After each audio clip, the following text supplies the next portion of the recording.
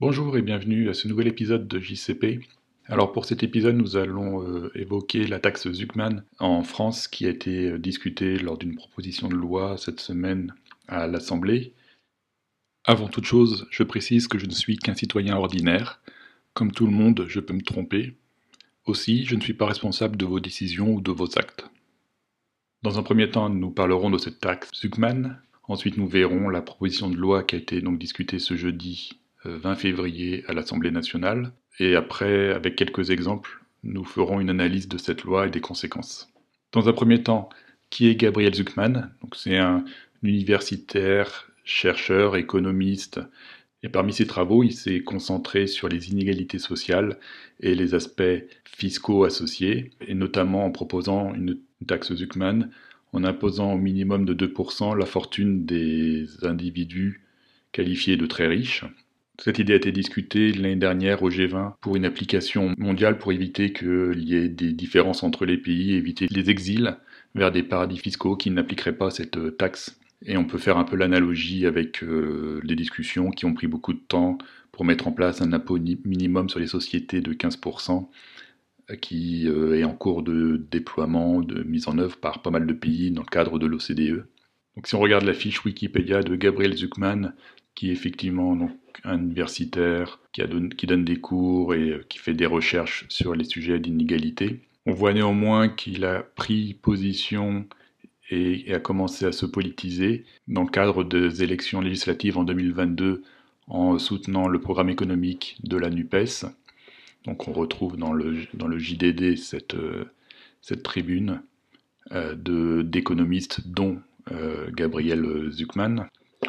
Également récemment, quelques jours avant les discussions de ce projet de loi au sein de la commission puis de l'hémicycle, donc il a participé à un colloque organisé par François Ruffin pour présenter ses travaux et ses propositions.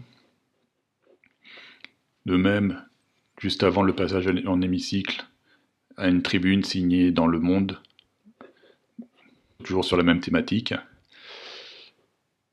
Et en regardant donc ces posts sur X, juste après le vote de jeudi dernier, il se félicite du vote. Et quand on lit ces messages, ils auraient pu être écrits par un député de la gauche, ce serait à peu près les mêmes propos. Ce sont des messages qui sont clairement politisés. En gros, ces travaux sur les inégalités est devenu un combat contre les inégalités. Il y a donc eu cette semaine une proposition de loi qui est passée dans l'hémicycle de l'Assemblée, alors que la semaine d'avant elle était passée donc en commission. Alors il faut savoir déjà qu'une proposition similaire avait été discutée dans le cadre du projet de loi de finances 2025, et par le biais d'un amendement de la France Insoumise qui avait été voté, mais comme la loi d'ensemble a été rejetée par l'Assemblée, donc cet amendement de fait est devenu caduc. Alors, ce qu'il faut savoir, c'est que dans cet amendement, la proposition était de taxer à hauteur de 2% pour la fraction du patrimoine qui dépassait 1 milliard d'euros. Donc c'était en octobre 2024. Et on va voir que cette proposition était moins contraignante que ce qui a été discuté cette semaine. Et donc cette semaine, il y avait une nouvelle discussion dans le cadre de la niche écologiste et sociale, donc les partis écolos à l'Assemblée nationale, dont le titre est d'instaurer un impôt plancher de 2% sur le patrimoine des ultra-riches. L'idée, c'est que si la somme des impôts sur le revenu, plus l'IFI, plus CSG, CRDS, plus la CEHR, arrive à un montant inférieur à 2% du patrimoine total de la personne, alors il s'agit de lui imposer un impôt plancher, donc à 2% de ce patrimoine. Ça s'applique pour un patrimoine net, donc net de dette, mais incluant le patrimoine professionnel, si ce patrimoine dépasse 100 millions d'euros. Applicable aux personnes physiques et pas aux entreprises. Pour un résident fiscal français, ça prend en compte son patrimoine mondial, et pour un résident fiscal étranger, ça prend en compte son patrimoine basé en France. Et ils ont ajouté une exit tax censée dissuader les gens de ne pas quitter la France en raison de cet impôt plancher, sachant que si ils partent, ils sont quand même redevables pendant 5 ans de cet impôt plancher. Après des discussions, ce jeudi 20 février, le vote global de la loi donc est passé, hein, vous voyez le résultat. Donc la gauche a voté pour, le centre et la droite ont voté contre, et le Rassemblement national s'est abstenu. Maintenant que cette proposition de loi a été votée à l'Assemblée, elle va devoir être discutée au Sénat, mais pour l'instant la date est indéfinie, et comme le Sénat est quand même majoritairement au centre droit, il y a peu de chances qu'elle soit votée favorablement au Sénat. Et après on verra ce que ça va donner. Si on essaye de faire une synthèse des arguments qui étaient en faveur de la loi, donc ce sont les arguments qui notamment ont été présentés dans le cadre des débats jeudi dernier, et ça reprend des arguments que l'on voit circuler comme des éléments de langage un peu partout. Donc globalement, le message est que les milliardaires payent proportionnellement moins d'impôts que le reste de la population. Alors, il y a un chiffre qui a annoncé qu'ils s'acquittent d'un impôt de 2% sur leur revenu économique, sachant que ce revenu économique n'est pas seulement leur revenu financier classique, soit des salaires, des dividendes, mais ça prend en compte les bénéfices des sociétés qu'ils contrôlent. Et si on pondère plutôt cet impôt sur le revenu financier, il est montré dans une étude, on va y revenir, que le taux d'imposition est dégressif pour les très très riches, donc les 0,0002% les plus riches, pour arriver à un taux d'imposition à 26% en moyenne, sachant que en fait, l'idée c'est que pour ces gens, l'imposition est surtout sur des bénéfices liés aux entreprises, et ces bénéfices sont sujets à l'impôt sur les sociétés, et pas des impôts sur des revenus. Et en fait, les bénéfices des entreprises ne sont pas distribués comme des revenus, donc ne sont pas imposés comme des revenus, que ce soit des salaires ou des dividendes, mais sont plutôt imposés comme des bénéfices de société, ce qui fait baisser la moyenne d'ensemble. Tous ces chiffres viennent d'une étude qui est référencée régulièrement, donc provenant de l'Institut des politiques publiques de 2023, mais qui est basée sur des données de 2016. Et donc avant la mise en œuvre du PFU, de la baisse de l'impôt sur les sociétés qui est passé de 33 à 25%, avant le remplacement de l'impôt sur la fortune par l'impôt sur la fortune immobilière. Ce qui veut dire que les chiffres avancés ne sont pas corrects en 2024-2025, puisque ce sont ceux de 2016, même si le raisonnement théorique d'imposition et de transfert des bénéfices d'entreprises vers des holdings et autres est toujours d'actualité. Alors cette étude de l'Institut des politiques publiques, dont vous aurez la source en référence, est utilisée comme référence pour justifier ces inégalités. Donc, elle date de juin 2023, où on retrouve les chiffres avancés de dégressivité de l'impôt en fonction du patrimoine. Mais ce qui est mis en évidence dans cette étude, elle est basée sur des données de 2016 et ne prend pas en compte les réformes qui ont eu lieu depuis. Donc en fait, les chiffres qui sont présentés et les graphiques que vous avez peut-être vus, qui sont repris régulièrement, sont certainement plus valables, puisque entre-temps, la fiscalité en France a clairement changé depuis 2016. Mais cette étude a été reprise en boucle par les gens qui soutenaient la mise en place de cette taxe Zuckman, et notamment donc Gabriel Zuckman lui-même, qui y fait référence dans ses tweets d'octobre 2024, lorsque la loi a été discutée dans le cadre du projet de loi de finances 2025.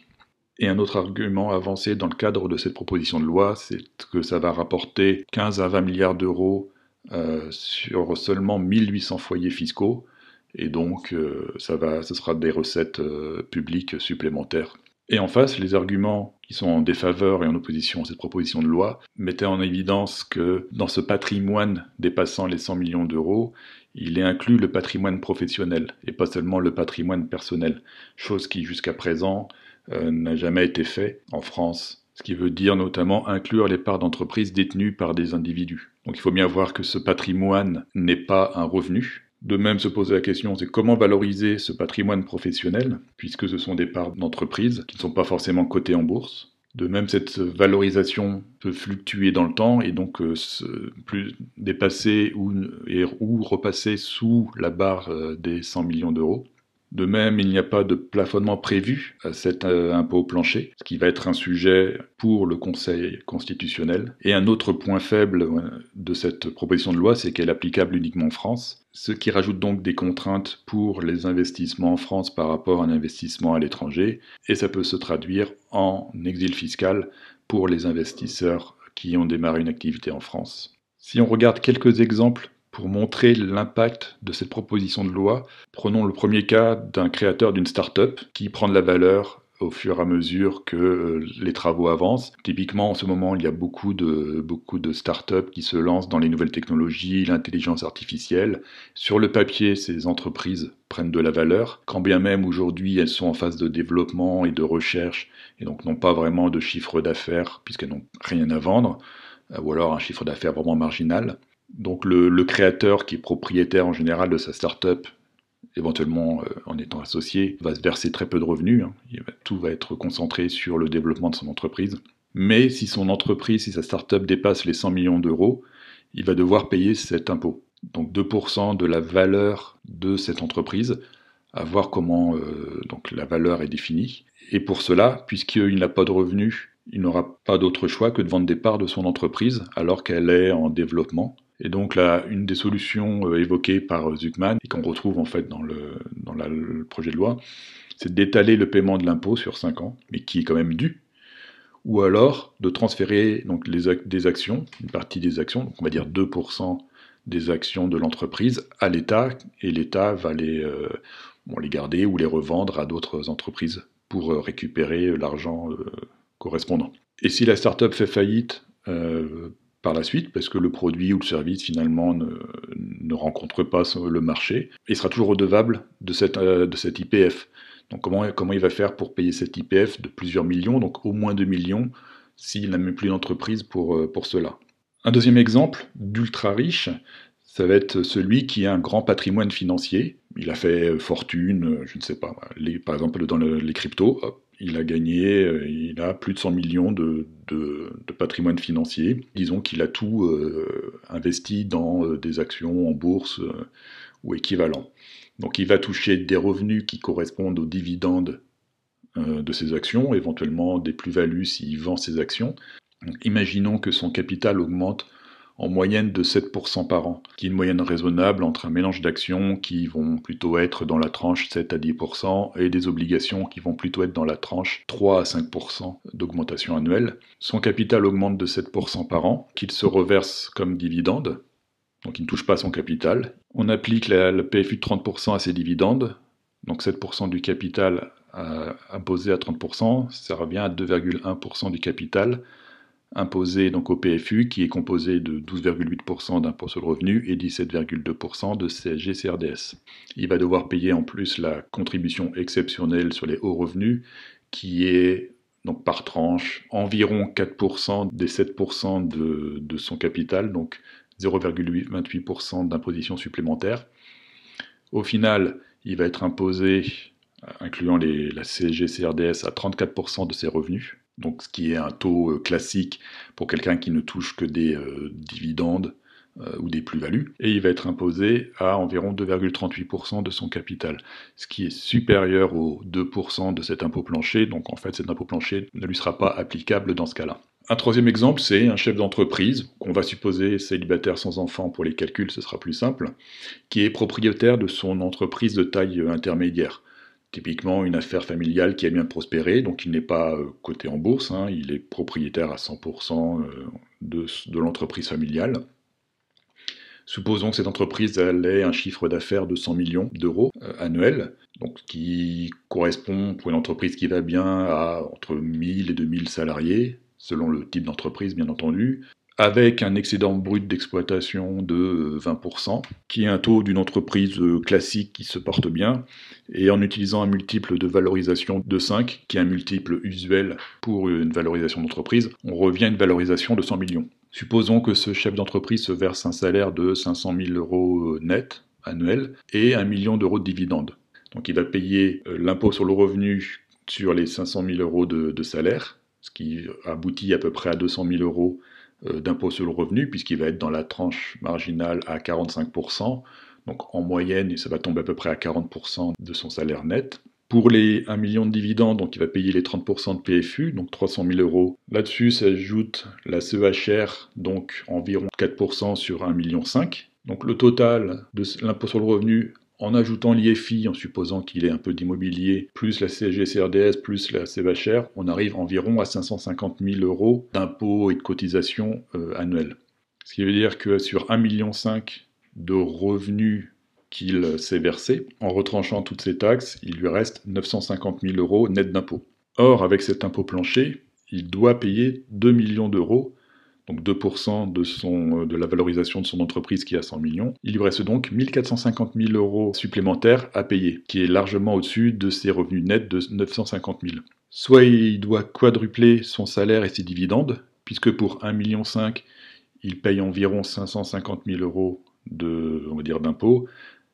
Pour qu'il puisse payer ces 2 millions, c'est 4 fois plus. Donc, c'est-à-dire qu'ils doivent se verser l'équivalent de 6 millions en salaire et dividendes pour arriver à ce montant de 2 millions. Mais l'argent qui va devoir se verser, ça va se faire au détriment de l'entreprise et des salariés, puisque c'est de l'argent qui va sortir de l'entreprise. Ou alors, il va devoir vendre une partie de son patrimoine, que ce soit une partie de l'entreprise ou de son immobilier ou autre. Donc, tous les ans, ça va recommencer. On peut imaginer que ça va poser un problème pour cet entrepreneur. Alors, si on prend un peu de recul après ces exemples qui montrent que le cas des entrepreneurs que je qualifierais de classiques sont fortement impactés et c'est vraiment négatif pour ces personnes-là. Le problème qui est soulevé donc, par les travaux de Zuckman et qui est mis sur la table, c'est les personnes qui utilisent des montages type holding patrimonial pour stocker les bénéfices obtenus de leurs entreprises. Or, la proposition de loi ne fait pas la différence entre ces montages de holding et le patrimoine productif, donc l'entreprise ou le patrimoine financier, mais qui est investi. Sachant que pour remplacer la CDHR qui a été votée exceptionnellement pour l'année 2025, le gouvernement travaille à une nouvelle méthode qui prendrait en compte ces holdings patrimoniales. Et en fait, le fond du problème est vraiment dans ces holdings et dans les autres montages fiscaux qui sont optimisés, vraiment dans le but de réduire les impôts et taxes. Donc il faut savoir, avec ces montages, notamment de holding, c'est que donc les bénéfices des entreprises sont tout de même taxés à l'impôt sur les sociétés, donc qui est de 25% en France actuellement. Puis ils sont stockés dans la holding, mais ce ne sont pas des revenus qui sont distribués, comme des salaires ou des dividendes, aux propriétaires de ces entreprises. Donc ils ne sont pas sujets à l'impôt sur le revenu ou au PFU. Et c'est ce qui fait que l'individu a un grand patrimoine total et relativement paye peu d'impôts. Alors on peut effectivement se dire qu'un patrimoine qui n'est pas investi de manière productive, donc de l'argent qui est vraiment stocké mais non utilisé, au-delà d'un certain seuil et d'une certaine durée, devient en quelque sorte inutile. À quoi ça sert d'avoir énormément de cash stocké dans une holding si on ne s'en sert pas ? Après, on peut stocker de manière un peu progressive parce qu'on a des objectifs de réinvestir dans des entreprises, dans un nouveau business, même réinvestir, pourquoi pas, dans un yacht. Et à ce moment-là, l'argent sera sorti, mais la problématique est vraiment pour cet argent qui reste sans usage, stocké, et dépasse des montants à définir et une durée à définir. Alors, il faut bien voir que les 15 à 25 milliards d'euros espérés dans cette proposition de loi, globalement, ne changent rien au problème budgétaire qui est structurel de la France, puisqu'on est sur un déficit de 150 à 170 milliards annuels, mais que les effets collatéraux négatifs, donc, comme évoqué pour toute la partie entrepreneuriale productive, vont dépasser ces espoirs de recettes. De même, puisqu'avec le temps, on peut quand même penser que l'assiette va baisser, les gens vont malgré tout réduire leurs activités, s'exiler, il y aura moins de recettes. Donc est-ce qu'il va falloir baisser le seuil de cette IPF de 100 millions à 50 millions, 20 millions pour continuer à engranger des recettes ? C'est un peu le risque. Et j'en veux pour preuve ce que Clémentine Autain disait lors du colloque organisé par François Ruffin début février 2025, en présence de Gabriel Zuckman. Je vous laisse écouter.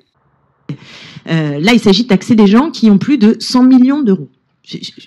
Même ça, c'est très, très compliqué à imaginer. C'est quoi 100 millions d'euros ? On est très sympa, hein. On a fait un truc assez bas. Hein. Enfin, assez bas ou haut, ça dépend comment on se remet. Mais en fait, 100 millions d'euros, on n'a pas pris un truc, on s'attaque pas au bobo parisien qui a sa maison dans l'île de Ré. Lui, on le laisse tranquille. Donc, on fait un truc plutôt cool. Non, mais je veux dire, on démarre cool. C'est une niche, on veut avoir la majorité. Vous avez bien compris le système.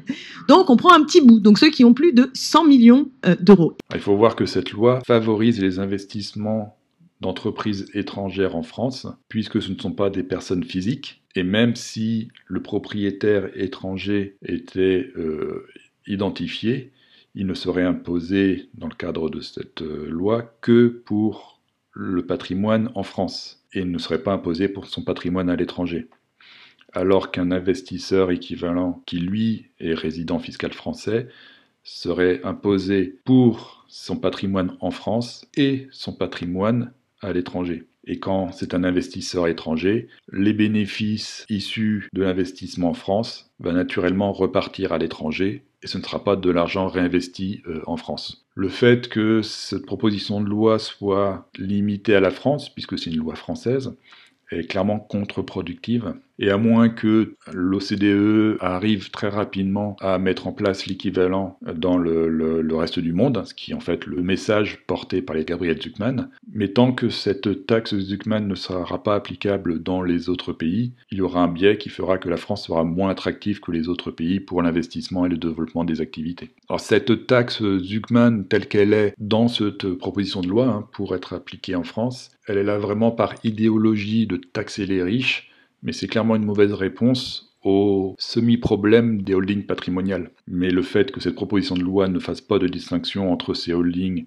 et le reste du patrimoine professionnel a trop d'impact sur les entrepreneurs et les investisseurs. Dans toutes les discussions, elle a été présentée comme ciblant les milliardaires, mais en fait, même si elle peut atteindre certains de ces milliardaires, selon les montages et leur structure de société fiscale actuelle, elle va surtout atteindre la partie productive du pays, toutes ces entreprises qui se portent bien et qui se développent. Clairement, taxer le patrimoine professionnel productif est destructif pour la France. De plus, c'est encore un changement de fiscalité qui brouille les règles du jeu applicables en France. Donc comment un entrepreneur peut se projeter en France si la fiscalité n'arrête pas de changer. Donc on va voir ce que ça va donner, il faut déjà que ça passe le Sénat, ce qui est peu probable, mais si l'idée continue d'être poussée, de germer, et puis avec un changement de gouvernement, un changement d'assemblée, c'est quelque chose qui pourrait finalement arriver. Et donc il faudra voir comment ça se met en œuvre, et surtout les conséquences liées à cette taxe Zucman en France. Comme d'habitude, je vous donne les sources utilisées pour cet épisode, que vous retrouverez également en description. C'est tout pour cette fois, je vous dis à bientôt pour un nouvel épisode de JCP.